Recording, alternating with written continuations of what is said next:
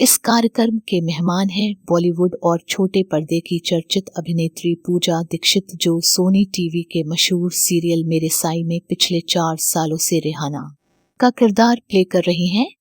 साथ ही star plus के चर्चित सीरियल मेरे अंगना में मनोरमा का किरदार निभा रही है।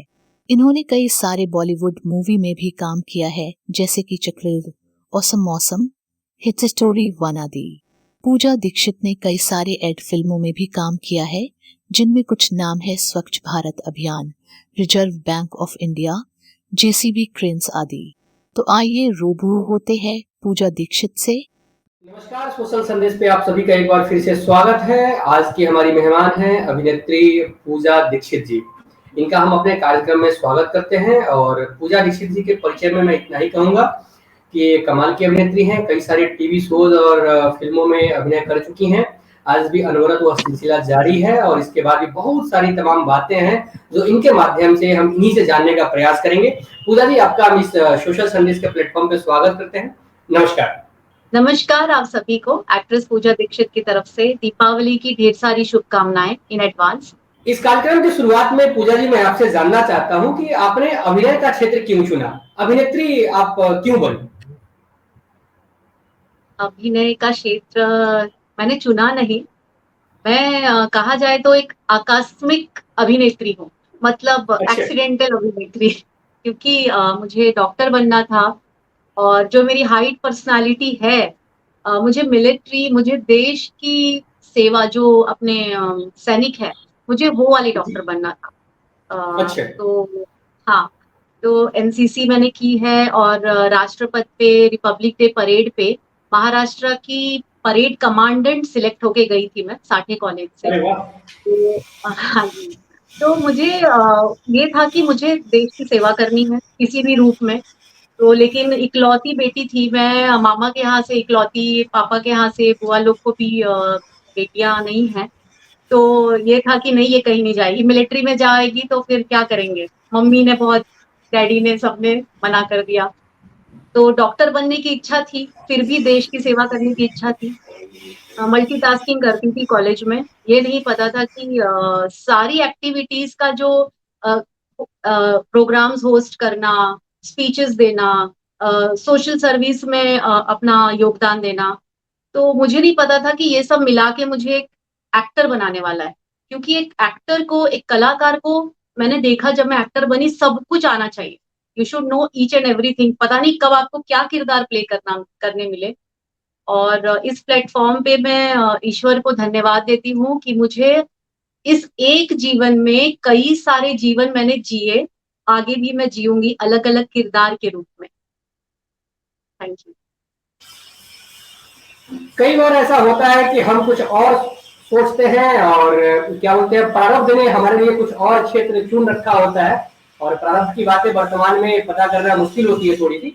मैं आपसे जानना चाहता हूं कि मतलब आपको पहला ब्रेक अभिनय के क्षेत्र में कैसे मिला और क्या इसके लिए आपको स्ट्रगल करना पड़ा था या फिर जैसे आपने बताया कि अचानक से सब कुछ हो गया? जी, ये उसके कंटिन्यूएशन में है ये इसका आंसर कि हिंदी में मेरी रुचि थी, स्कूल से ही रुचि थी। इलोक्यूशन कॉम्पिटिशन्स जो होते हैं उसमें भाग लेना मेरा ऑप्शनल सब्जेक्ट, क्योंकि मैं महाराष्ट्र से पढ़ी हूँ। है तो हम इलाहाबाद के, लेकिन ऑप्शनल सब्जेक्ट लेना पड़ता। हिंदी तो कंपलसरी थी, मराठी या संस्कृत। तो क्योंकि महाराष्ट्र में पढ़ रहे थे तो मराठी लेना ज्यादा सजेस्ट किया पेरेंट्स ने कि मराठी ले लो, आगे तुम्हें एकेडमिक में काम आएगी। पर संस्कृत की तरफ रुचि थी, मैं मराठी के भी कॉम्पिटिशन्स में पार्ट लेती थी, हिंदी में भी और संस्कृत में भी चले जाती थी। प्राइज कॉन्सोलेशन मिले पर मुझे पार्टिसिपेट करना होता था। वो श्लोक बोलना और वो हिंदी के निबंध लिखना मुझे बहुत अच्छा लगता था। तो उसकी रुचि मुझे कविताएं लिखवाई, मैंने कविताएं लिखनी स्टार्ट की, छोटी छोटी स्टोरीज लिखी। किसी ने सजेस्ट किया राइटर्स एसोसिएशन में कार्ड बनवा लो एज अ राइटर, वो भी करा मैंने। उसके बाद मुझे एक बार ऑफर मिला कि वाह वाह क्या बात है, टीवी पे एक शो आता था लाइफ ओके पे आई थिंक। तो उसमें मुझे चांस मिला कविता पढ़ने का। मैंने कविता पढ़ी, कहा था पापा ने, मेरी पहली कविता। और उसके बाद मुझे एक शो में चांस मिला। मैं as a third writer, Life OK पे एक शो आता था सपनों के भंवर, डायलॉग्स लिखने होते थे। सिचुएशन आ जाता था मेल से कि इस सिचुएशन पे आप लिखिए, दो बहनें बिछड़ गई हैं, वो क्या सोचेंगी, क्या डायलॉग होगा। तो एक दिन ऐसा हुआ कि मेरा घर फिल्म सिटी के पास था तब, और अचानक से कॉल आया सेट से कि आप सेट पे आओ। तो मैं गई और मैंने पहली बार सेट देखा कि सेट क्या होता है, एक्टिंग कैसे करते हैं, सारे लोग, लाइटें लगी थी, बहुत भीड़ थी, और मुझे कहा कि ये जो आपने लिखा है इसको परफॉर्म करना है। मैंने कहा क्या, क्या परफॉर्म करना है, यही आपको बोलना है डायलॉग। बाय गॉड्स ग्रेस, क्योंकि मैं मल्टीटास्कर थी कॉलेज में, स्कूल में, तो कॉन्फिडेंस बहुत भरा हुआ था खुद को, अभी भी है, कॉन्फिडेंस बहुत जी। है, और एक एक्टर को कॉन्फिडेंस की बड़ी जरूरत होती है कि हाँ मैं ये कर सकती हूँ। और बचपन से मम्मी ने भी यही सिखाया है कि हार नहीं मानना है, सब कुछ आना चाहिए, लड़कों के भी काम सीखो, लड़की हो तो क्या हुआ। और मैंने वो अपने डायलॉग्स बोल दिए जो मैंने लिखा था उस फील से, और टीवी पे देखा, बहुत अच्छा लगा, और ये एक्सीडेंटल अभिनेत्री, आकस्मिक अभिनेत्री बन गई मैं, और फिर बस आते ही रही, ये चलता रहा सिलसिला। यह बहुत सुखद है आपसे सुनना। अच्छा, मतलब मैं एक और बात करना चाहता हूँ इसी से रिलेटेड कि जब ये आकाशमात जैसे आपने बोला कि आप एक्सीडेंटल अभिनेत्री बनी, तो उसके बाद कभी ऐसा हुआ कि फिर आपको क्या बोलते हैं कि नाटकों के करीब जाने का मौका मिला हो, रंगमंच को आपने किया हो, या फिर क्या बोलते हैं कि रंगमंच का आपके पास कोई अनुभव हो? अ, हाँ, रंगमंच एनएसडी का एक प्ले मुझे लखनऊ में इनवाइट किया गया था, क्योंकि बोलने में अच्छी थी मैं, हिंदी ठीक ठाक है मेरी, तो मुझे बुलाया गया वहां पे एंकर होस्ट करने के लिए शो, लखनऊ में, अच्छा। भारतीय हिंदू नाट्य अकेडमी, वहां पर। तो जी वहां जी पर जी। गई मैं, तांगे वाला एक प्ले था, तांगे वाला थिएटर में। एंकर करते वक्त मैंने देखा कि जो रंगमंच के जो कलाकार हैं वो असली में वो कलाकार है, मतलब जो हम कहते हैं ना दे आर स्टार्स, तो वो सच में तारे जमीन पे, वो सच में जमीन पे तारों की तरह है। मतलब हर एक, जैसे स्टार में अलग अलग वो पॉइंट्स होते हैं, 6 पॉइंट्स, वैसे उनके हर एक, मतलब डायलॉग्स पे गाना भी गा रहे हैं, कुछ किरदार भी प्ले कर रहे हैं, इंस्ट्रूमेंट भी प्ले कर रहे हैं, फिर बीच में कुछ स्पीच भी दे रहे हैं, बैक स्टेज भी काम कर रहे हैं, like hats off to them. और मैं, मेरी इच्छा है कि मैं एक प्ले करूं, और सावित्री बाई फुले प्ले मुझे करने के लिए अ, शायद चांस मिले। और साईं का भी एक प्ले हम लोग प्लॉट कर रहे थे, मतलब एक है मेरे परिचित, और शिरडी से है वो, तो उसमें मुझे बाइजा माँ के किरदार के लिए, जो शो मैं कर रही हूँ अभी, मेरे साईं सोनी टीवी पे जो आता है, तो बाइजा माँ के किरदार के लिए, लेकिन कोविड की वजह से वो रुक गया। सिंगापुर में हम करने वाले थे शो, स्क्रिप्ट वगैरह सब रेडी कर ली थी, तो आई होप कि वो हो फ्यूचर में, मुझे बहुत अच्छा लगेगा। और सवाल थोड़ा सा मैंने पूछा था आपसे, लेकिन तो चीजें बीच में से स्किप आउट हो गई। मैं आप ही के हाँ। मतलब माध्यम से जानना चाहता हूँ कि ब्रेक मिला उसके बाद से अभी तक की जो आपकी यात्रा रही है, चाहे वो सिनेमा का हो, थिएटर का हो, एड का हो, या फिर और भी कई सारी जो चीजें आपसे जुड़ी हुई है, उसको थोड़ा सा हम्म। संक्षेप में हमारे दर्शकों को बताइए कि अभी तक आपने कहाँ कहाँ काम किया है, कहाँ कहाँ परफॉर्म किया है। अ, मैं अभी जो शो कर रही हूँ वो है मेरे साईं, सोनी टीवी पे जो आता है, ये मेरा चौथा साल है मेरे साईं में। उसमें मैं किरदार प्ले करती हूँ रिहाना, जो साईं की असीम भक्त है। साईं ने कह दिया रिहाना धूप में खड़े रहो दोपहर 12 बजे, कंबल का गठरी लेके, तो वो खड़ी रहेगी, क्योंकि उसे साईं पर विश्वास है कि साईं ने कहा है तो कुछ अच्छे के लिए कहा है। जैसे कि ईश्वर से कनेक्टिविटी क्या होती है, अ, हमारा समर्पण। तो श्रद्धा सबूरी साईं ने सिखाया मुझे ये शो करते करते, पर मेरा अपनी तरफ से जो इनपुट था वो था मेरा समर्पण। और ये शो करते करते कई बार मुझे उसका साक्षात्कार भी हुआ कि हाँ ईश्वर मेरे साथ कनेक्टेड है।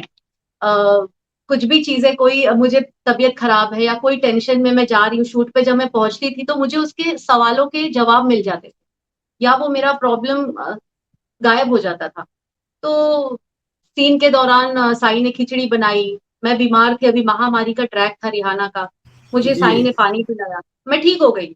तो रिहाना सच में बीमार थी, ये किसी को नहीं पता, मैं आज बता रही हूँ, मैं सच में बीमार थी उस वक्त, और ये सीन कर रही थी कि मैं बीमार हूँ और साईं बाबा आके मुझे पानी पिलाते हैं द्वारका माई में, मेरे उस किरदार को, और मैं ठीक हो जाती हूँ। तो ये जो मैं उस तरह से उतना जुड़ के करती हूँ, और किरदार तो कई सारे किए। टॉम वॉल्टर सर की मूवी करी थी एक, मैंने किताब, अ, कई सारे अवार्ड्स भी मिले उसे। अ, कोई भी किरदार हो, इसके पहले मारिया किया मैंने अभी लास्ट ईयर, विलन कर रही थी मैं उसमें। मैंने डायरेक्टर सर से कहा, अरविंद बब्बल जी, जिन्होंने मुझे मौका दिया और जिन्होंने मुझ में विलन देखा कि एक मारिया भी बन सकती हूँ मैं। जीसस का शो था वो, और उसमें मैंने बहुत ही भयंकर विलन, प्लानिंग, प्लॉटिंग, चीखना, चिल्लाना, लोगों को सताना, सब कुछ किया। मुझे खुद पता नहीं था मेरे अंदर है वो। पर एक मैं यहाँ पे शेयर करना चाहूंगी कि एक बात कि भले मैं आकस्मिक अभिनेत्री हूँ, लेकिन ये कहीं ना कहीं ईश्वर का प्लान था, यूनिवर्स का प्लान था। उनको पता था कि मैं अभिनेत्री हूँ। बस मुझे उसका ज्ञान कब हुआ, जब मैंने किरदार प्ले करने स्टार्ट किए। जैसे मैं रिहाना करती हूँ तो मैं मिट्टी में नीचे भी बैठ जाती हूँ, ऐसे मुझे मिट्टी बहुत ज्यादा पसंद नहीं है। गांव जाती हूँ तो गांव की मिट्टी में खेलते थे हम लोग बचपन में। तो अभी जी अलग अलग किरदार, जैसे इंस्पेक्टर बन गई तो आते जाते लोग मैडम हाय ड्रेस कुठे आला, वो लोग को लगता है ये रियल की कॉप है। मतलब वो इतना उसके अंदर में समा जाती हूँ उस किरदार में, मैं भूल जाती हूँ हु इज पूजा दीक्षित। मैं नहीं जानती पूजा दीक्षित कौन है। घर से कॉल आता था जब मैं मारिया कर रही थी, यीशु जो शो में कर रही थी। अ, घर मैं रूडली, मेरा मेरा जो टोन आता था, हाँ बोलो क्या बात है, वो रूड टोन हो जाता था, क्योंकि मैं वहां एक रूड औरत का रोल प्ले कर रही थी। मुझे फिर बाद में रियलाइज हुआ कि मैंने अपने डायरेक्टर से डिस्कस किया, सर ये मुझे क्या हो गया है, घर से मुझे डांट पड़ रही है कि तुम कैसे बात करती हो आजकल। तो उन्होंने मुझे समझाया कि तुम बहुत सीरियसली अपना काम करती हो और ये बहुत अच्छी बात है, this is a compliment, but धीरे धीरे बैलेंस करना सीखो इसको, कि परिवार से कॉल आया है तो आपको कैसे बात करनी है। आप पूजा दीक्षित बनो, बात करो, आंसर करो, वापस मारिया बनो, ट्रांसफॉर्म हो और फिर अपने किरदार में रहो। तो ये बहुत मजेदार है, एक कलाकार का जीवन जीना, एक एक्टर का जीवन जीना बहुत मजेदार है और बड़ा ही चैलेंजिंग है। वो तलवार की धार पे चलने जैसा है कि आपको रुकना नहीं है, आप रुक गए तो भी चार सवाल खड़े होते हैं, आजकल क्या कर रही हो पूजा, कुछ जी नहीं कर रही हो, अच्छा नीचे क्यों टहल रही हो, शो बंद है क्या तुम्हारा। तो वो भी है। और अगर सही रास्ते पे नहीं चले, फिसल के ऐसे गिरोगे कि स्प्लिट होके कट जाओगे, आप कभी फिर जुड़ नहीं पाओगे। तो आपको ईमानदारी से अपने रास्ते पे चलते रहना है, थोड़ा स्लो है पर स्टेडी है। So I am happy whatever I am doing. अच्छा पूजा, आपसे हम ये जानना चाहेंगे कि बी टाउन में चाहे छोटे पर्दों पे महिलाओं के शोषण की लेके अनेक कहानियां क्या बोलते हैं वहां से छन के आती है बाजार में, और उसको चटखारे के साथ परोसा जाता है अखबारों में, टीवी पे, या फिर क्या बोलते हैं पत्र पत्रिकाओं में। उनमें कितनी सच्चाई और कितनी काल्पनिकता रहती है? ये शोषण जैसा कुछ शब्द है नहीं मेरे हिसाब से, क्योंकि आज तक मैं इससे कभी मतलब टकराई नहीं ऐसे किसी सिचुएशन में। क्या है कि ये सब है ना, एक इजी रास्ता बनाया गया है, और ये सिर्फ फिल्म इंडस्ट्री में नहीं है। जो लोग रियल में काम कर रहे हैं ना, जैसे इतना जो एक ऑफिस वर्क है उससे भी ज्यादा हेक्टिक होता है। जैसे डायरेक्टर बोलता है पैकअप, ओम साई राम या गणपति बप्पा मोरिया, सब ऐसे छू मंतर गायब हो जाते हैं, सबको अपने घर जाने की जल्दी होती है, क्योंकि सुबह से आके जो थक जाते हैं, जो एक शाम 7 बजते बजते तो पैर कांपने लगते हैं लोगों के, कि भैया घर जाओ, खाना खा के सो जाओ, अगले दिन फिर आना। तो शोषण ये लोग करवाते हैं खुद अपना, ये होता नहीं है मेरे हिसाब से। और ये जितनी कहानियां आती हैं ये सब इजी रास्ते हैं कि मैं बस रातों रात ये कर दूं, वो कर दूं, ये बन जाऊं, वो बन जाऊं, नहीं। जो लोग रियल में काम कर रहे हैं, जो लोग रियल एक्टर्स हैं, जो लोग मेहनत कर रहे हैं, डायरेक्टर, सारे सारे लोग आते हैं इसमें। एक लेखक भी आता है, स्क्रिप्ट राइटर भी आता है, डायरेक्टर भी आता है, स्पॉट दादा भी आता है, एक्टर भी आता है। एक्टर स्क्रीन पे दिखता है लेकिन उसके पीछे एक बड़ी टीम होती है जो उसको स्क्रीन पर लाती है। इन सबकी मेहनत है इसमें, और कोई शोषण होता नहीं। और ये लड़कियों ने इजी वो बना लिया है रास्ता। मैं ब्लेम नहीं करती किसी को भी इसमें। इसमें लड़की की गलती है, अगर उसका शोषण हुआ है तो लड़की की गलती है, उसने वो माहौल क्रिएट किया है 200%। और लेकिन समाज ऐसा है कि हर बार मर्द को कटघरे में खड़ा किया जाता है। खैर उस पर हम कभी बाद में चर्चा करेंगे। इसी से एक सिमिलर सवाल है कि जो सेट होता है, चाहे वो सिनेमा का सेट हो, चाहे क्या बोलते हैं कि सीरियल का सेट हो, वहां पे महिलाओं के लिए वातावरण को आप कैसे देखती हैं? क्या वो कंफर्टेबल होता है या फिर उसमें कुछ और सुधार की गुंजाइश है? ताकि कई दफा खबरें निकल के आती है ईव टीजिंग, चाहे क्या बोलते हैं कि छीटाकशी जैसे चीजें होती रहती है, चाहे कई सारी चीजें वाक्यांश हमें सुनने को मिलते हैं, तो इसमें कितनी सच्चाई है? क्या मतलब कि आप लोग को एकदम कंफर्ट फील होता है कि हाँ भैया जैसे हम घर में वैसे ही हम सेट पे हैं, या फिर सेट का माहौल कुछ इतर होता है? देखिए जलज जी, इसमें ऐसा है कि आप जैसे हैं, जो कहते हैं ना कि what you think that you see, तो आप जो हो वही आपको रेसिप्रोकेट होके सामने मिलता है। तो हाँ अगर वो तो आप है। सच्चे मन से जाते हो सेट, अभी मैं जब सेट पे जाती हूँ, जैसा मैंने कहा मैं बीमार भी हूँ, मेरे घर पे सब बोलते हैं अच्छा बीमार हो, ओके शूट आएगा, अभी तो मिलिट्री की तरह खड़ी हो जाओगी, सब कुछ गायब हो जाएगा, सारी बीमारी गायब हो जाएगी तुम्हारी। तो वो क्या है ना, मैं ये चीज को ऐसे करती हूँ कि जैसे हम सत्यनारायण की कथा करते हैं, तो कथा जब करती हूँ मैं, तो जब भी कथा होती है सारा कुछ शुद्ध लाया जाता है। भले घर में घी होगा लेकिन नया पैकेट आएगा, प्रसाद के लिए आटा और वो सब सब कुछ साफ आता है कि नया, कि भाई कहीं पे शुद्ध हो, कभी बिना नहाए छू दिया या ऐसा कुछ। तो वैसे ही मेरे लिए एक्टिंग, मेरा सेट मेरे लिए मेरा मंदिर है, कैमरा मेरा भगवान है। जब मैं जाती हूँ मैं प्रणाम करके बोलती हूँ कि मैं नहीं हूँ यहाँ पे, आप हो, आप संभालो। तो वो ईश्वर है जो वहां पे जाते हैं, मेरे लिए वो शुद्धता है। अब ये जो आपने कहा माहौल, अब जो जब मैं पूजा वाला माहौल सोच के जाती हूँ तो मेरे लिए सामने से भी वैसे ही चीजें आती है। मेरी कोई पूजा नहीं करता लेकिन हाँ, people respect me a lot. And आज तक टच वुड, मैंने जहां पे भी काम किया है मेरा परिवार बन गया है। परिवार, साईं का सेट तो मेरा परिवार है। ये चौथा साल है मेरा, it is like my family. Set से मुझे मैसेज आने लगते हैं कि अगर 4 दिन शूट नहीं होता मेरा, जैसे ट्रैक होते हैं डिफरेंट डिफरेंट, अभी कोई दूसरा किरदार है, अभी दूसरा किरदार है, अभी क्या था वो, नारी के ऊपर कुछ ट्रैक था, आत्मनिर्भर नारी, तो उसमें अच्छा अच्छा। रिहाना ने कपल सिखाया, वो सब कुछ हुआ। फिर अभी बच्चों का कुछ ट्रैक चल रहा है। तो मारिया यीशु के सेट पे भी ऐसे ही माहौल था। मैं जो भी फिल्में करने बाहर जाती हूँ घर से आउटडोर, वहां इतना स्पेशल केयर लिया जाता है, स्पेशली फीमेल्स का और बच्चों का।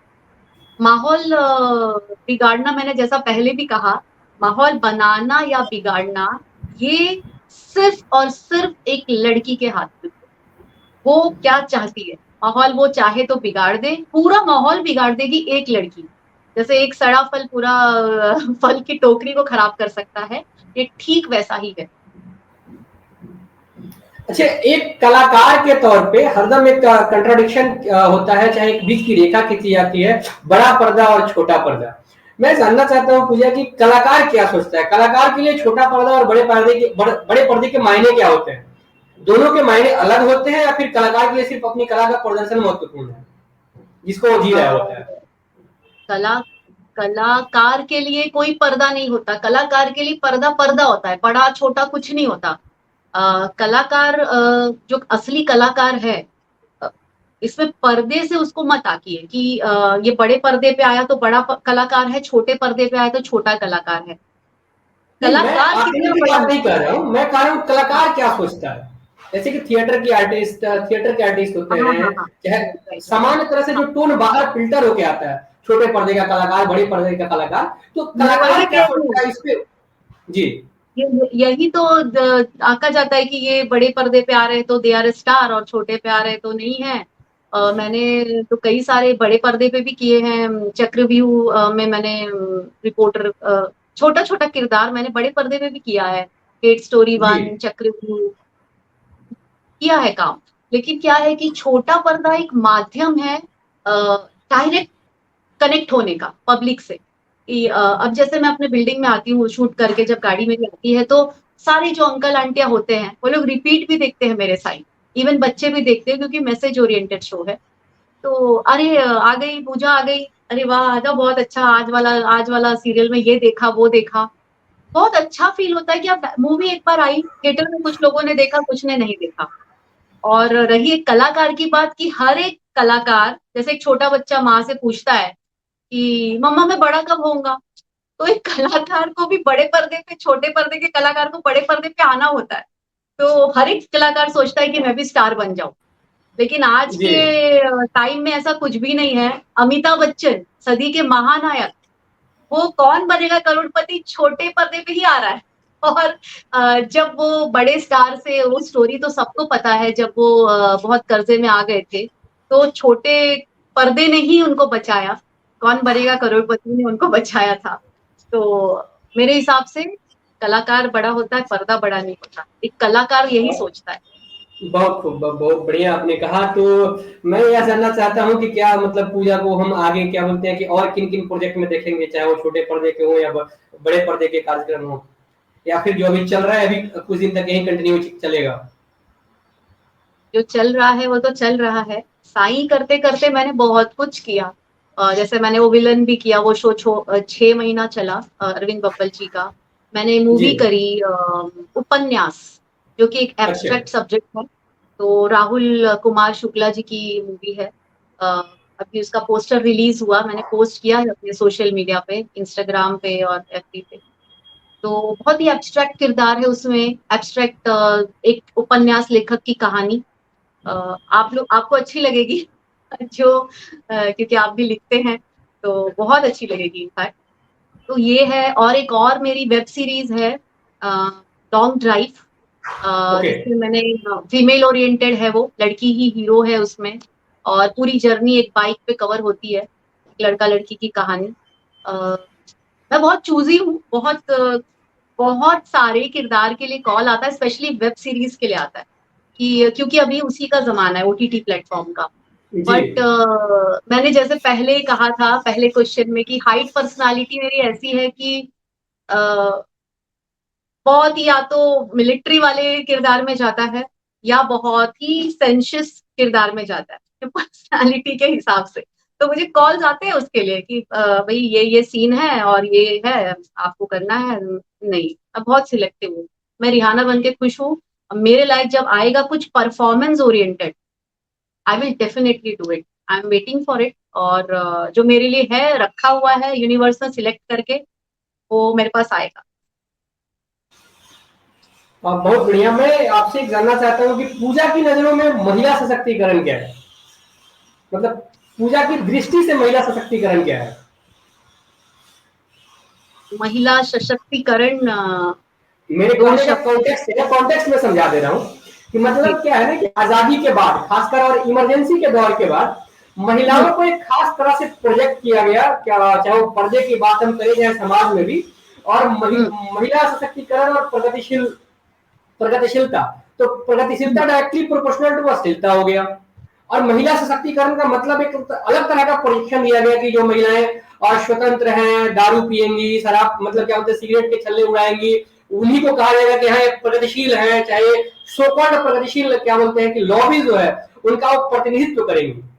तो मैं आपसे जानना चाहता हूँ कि पूजा क्या सोचती है महिला सशक्तिकरण को लेकर? आपकी नजर में महिला महिला सशक्तिकरण के मायने क्या है? महिला सशक्तिकरण मतलब दो शब्द है, महिला और सशक्तिकरण। तो इसको समझने के लिए महिला को शिक्षित होना जरूरी है मेरे हिसाब से। महिला सशक्तिकरण इज अ शिक्षित महिला। जो महिला पढ़ी लिखी है तो उसका विवेक जागृत है, विवेक जागृत है तो उसकी सोचने समझने की शक्ति जागृत है। तो उसके डिसीजंस वो जो लेगी लाइफ में, अपने लिए, अपने परिवार के लिए, वो जागृत डिसीजन लेगी। तो सबसे पहले महिला सशक्तिकरण जो शब्द है, उसके लिए महिला को पढ़ना जरूरी है, बेटी को पढ़ाना जरूरी है। आज भी कई सारे गांव और हो गए हैं, हमने तरक्की की है। हम लोग हमेशा, जैसा आपने कहा कि मॉडर्न विजन, उस पे जाते हैं कि सिगरेट पीना और ये करना और वो करना और मॉडर्न चीजों को अपनाना, वेस्टर्न कल्चर को अपनाना। एक्चुअली हमें ये पता ही नहीं है कि वेस्टर्न कंट्रीज जो हमसे अगर आगे हैं, वो क्यों हैं? क्योंकि उन्होंने हमारे कल्चर को अपनाया है। हमारे कल्चर, अभी एक सिंपल सी बात है, जैसे कोविड के बाद बहुत सारे लोग डिप्रेशन में भी गए। मेडिटेशन, मेडिटेशन करो, योगा करो। कहाँ से आया ये मेडिटेशन और योग? भारत से आया है, हमारे कल्चर से आया है। मेडिटेशन करके माइंड रिलैक्स होता है, माइंड को सोचने की शक्ति बढ़ती है। तो क्यों नहीं ये सब चीजें हम अगर कल्चर की तरफ अपने जाएं, क्यों वो वेस्टर्न कल्चर को फॉलो करके और वो मॉडर्नाइजेशन में वो एक जस्ट बस वो कप ऑफ टी है वो पिया और वो खत्म, वो नहीं करना है हमें। पढ़ाइए, बेटियों को पढ़ाइए। और वो जो एक होता है ना कि वो तो खत्म हो गया है कि बेटा बेटी, लड़का है तो भी खाना बनाना सीख सकता है, कोई जरूरी नहीं कि लड़की है तो ही खाना बनाना सीखे। तो ऑब्वियस सी एजुकेशन बात है। इज अ जी। नहीं, बढ़िया मेरे हिसाब से बढ़िया लड़की की बताया आपने। लड़की ही सशक्तिकरण मतलब एक स्ट्रॉन्ग अपने देश को भी चला सकती है। और ना अ, अगर वो काम नहीं भी करती है, घर में भी है, अगर पढ़ी लिखी है एक बेसिक एजुकेशन के साथ, वो अपने बच्चों को पढ़ा सकती है, अपने परिवार को अच्छे से संभाल सकती है। और सिर्फ बाहर जाके पैसे कमाना और मॉडर्न वर्ल्ड में मिक्सअप होना ही सशक्तिकरण नहीं है। पैसे बचाना ही सशक्तिकरण है मेरे हिसाब से। मैं हर बार कोशिश करती हूँ कि कैसे अगर ये मैंने इतना अर्न किया है तो मैंने सेविंग कितनी की है। तो बहुत सारे एस्पेक्ट्स हैं इसके, क्योंकि एक महिला एक स्त्री की जब बात आती है तो सारे एस्पेक्ट्स कवर हो जाते हैं। एक माँ की बात आ जाती है, एक जननी की बात आ जाती है, जिससे सब सारा ये वर्ल्ड इवॉल्व हुआ है। अब मैं एक बात जानना चाह रहा था कि ज्यादातर एक चीज देखने को मिलती है, खासकर जब हम बात करते हैं महाराष्ट्र की, तो वहां पे एक हरदम एक मुद्दा होता है मराठी और गैर मराठी का। आपने शुरुआत में बताया कि आप उत्तर प्रदेश के प्रयागराज शहर से आती हैं, तो क्या आपको कभी ऐसा कोई क्या बोलते हैं कि मतलब कोई ऐसी बात का, चाहे क्या बोलते हैं कोई ऐसी स्थिति का सामना करना पड़ा हो वर्क फ्रंट पे, कि क्या बोलते हैं कि पूजा आप गैर मराठी है, लाइक दैट, कि कोई ऐसा अनुभव चाहे इससे जुड़ा हुआ कोई घटना आपके जहन में जो याद आ रहा हो? देखिए जो मैं वो एक डायलॉग वो मुझे अच्छा लगा, वो अचानक आ गया कि अगर स्वर्ग चाहिए तो मरना पड़ेगा। तो वो तो है। और मेरे साथ नहीं हुआ लकीली। जैसा मैंने पहले भी कहा कि जिन भी सेट्स पे मैंने काम किया, मूवीज भी करी, बड़े बैनर्स की, सीरियल्स किए मैंने, सपनों के भंवर में स्टार का शो किया है 1 साल, मतलब कई सारे शो, कभी भी ऐसा माहौल नहीं मिला मुझे। लेकिन जी। मेरे साथ नहीं हुआ, लेकिन सराउंडिंग में होते कभी कभार चीजें हुई, देखी मैंने सराउंडिंग में होते हुए।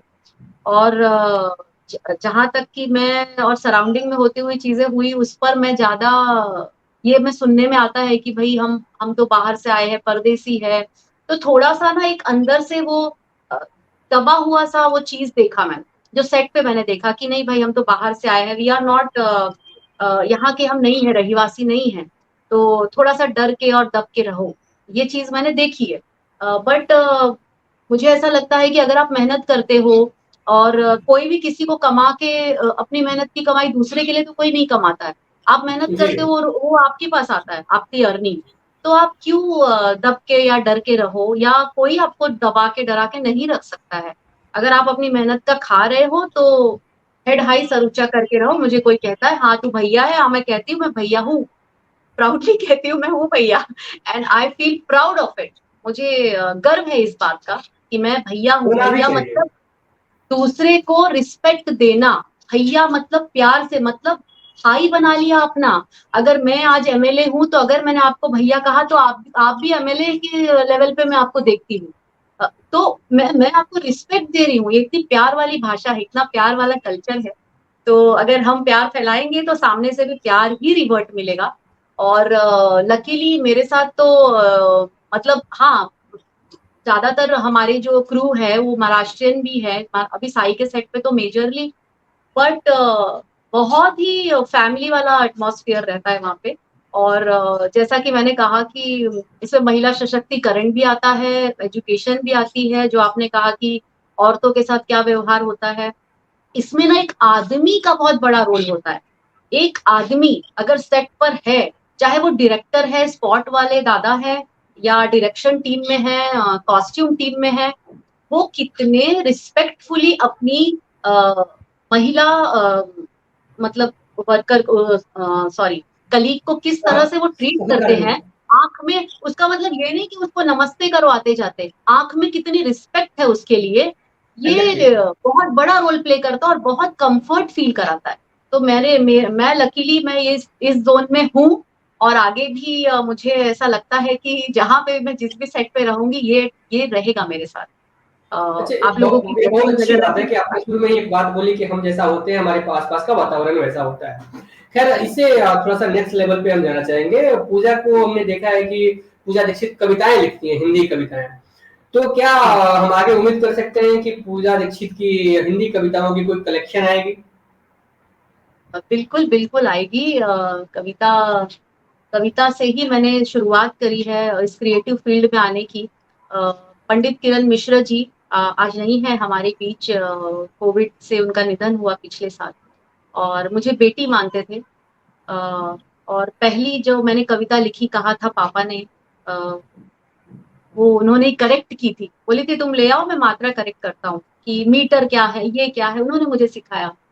तो कविता कविता लिखने से अभी जैसे मैंने कहा कि एडवर्स एटमॉस्फेयर होता है, आप सेट पे ट्रैवल करके जाते हो, लोग मिलते हैं भांति भांति के लोग।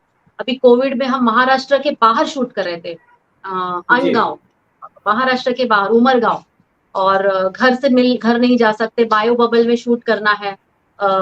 1 बजे सारा कुछ शहर बंद हो जाता था, गुजरात शहर। तो कविताएं लिखती थी मैं उसमें। और अगर आप एक कवि हो ना, तो आप बहुत मन से हल्के रह सकते हो। मैं पेंटिंग भी करती हूँ कैनवास, तो मैंने पेंटिंग्स भी करी वहां पे, और कविताएं लिखी। एक छोटी सी कविता अगर आप कहेंगे तो मैं सुना सकती हूँ, जो मैंने अरे एकदम उमरगांव में स्वागत है, हम सुनना चाहेंगे। जो क्योंकि ये वहां पे जो वो जेल जैसा लगता था। भले सारी सुविधाएं थी, सेफ्टी थी, लेकिन बहुत ज्यादा लोनलीनेस था वहां पे। एकदम स्वागत है। ये कविता आई है कलाकार, बिना जी। भूमिका के मैं सुनाती हूँ।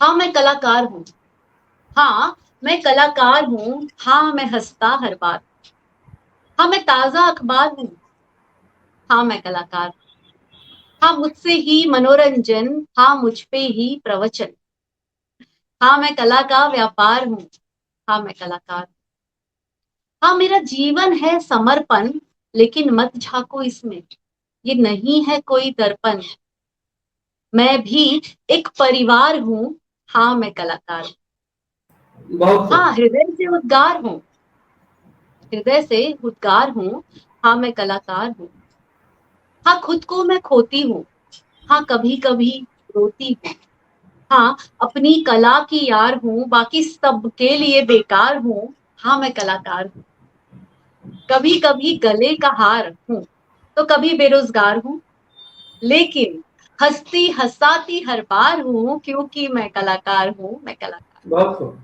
धन्यवाद।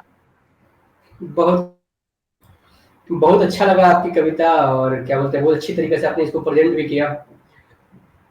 आज आपने सोशल संदेश के लिए समय निकाला, इसके लिए बहुत-बहुत धन्यवाद पूजा जी आपका। और फिर आगे भी आपसे हम रूबरू होना चाहेंगे इसी माध्यम पे, और भी ढेर सारी बातें करेंगे आपसे। आज का सफर आपके साथ इतना ही। हम फिर आगे इस कड़ी में फिर किसी और अतिथि मेहमान के साथ आप सभी के साथ रूबरू होंगे और उनसे जानेंगे उनके संघर्ष की कथा, कहानियाँ और उनके सफलता के राज, चाहे उनके निजी जीवन में अभी क्या चल रहा है, क्या नहीं चल रहा है। इसी के साथ आज के कार्यक्रम में आपसे विदा लेते हैं। आप सभी को नमस्कार।